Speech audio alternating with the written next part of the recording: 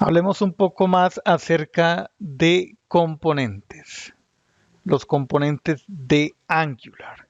Pensemos en un componente como en dos partes, una, una para la lógica de interacción del usuario cuando, por ejemplo, presiona un botón, cuando selecciona un elemento de una lista, cuando hace clic sobre un checkbox o un radio button.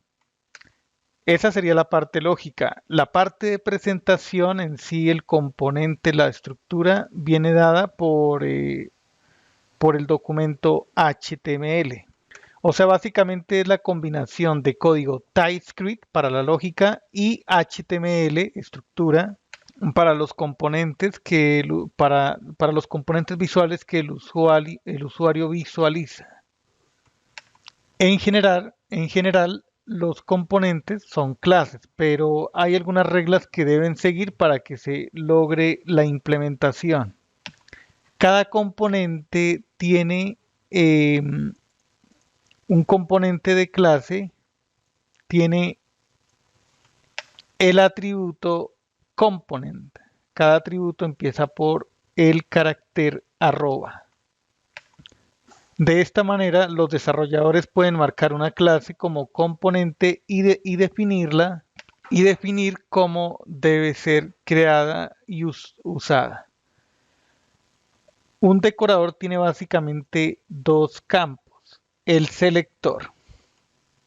Un selector, digamos, estándar podría ser body, podría ser form, podría ser leaves, UL, OL, también div, br, span, etcétera. Los que conocemos del HTML puro y duro. Pero resulta que con Angular podemos crear nuestros propios componentes personalizados.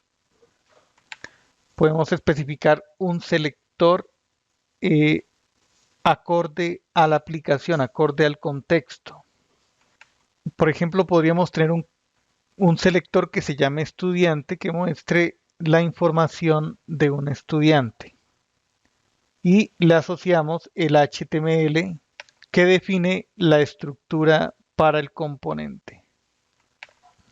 Este sería el archivo, pero también se puede escribir el HTML dentro del mismo código del componente de TypeScript. Aquí un ejemplo de un componente que se llama example component. Entonces, tiene el decorador add component.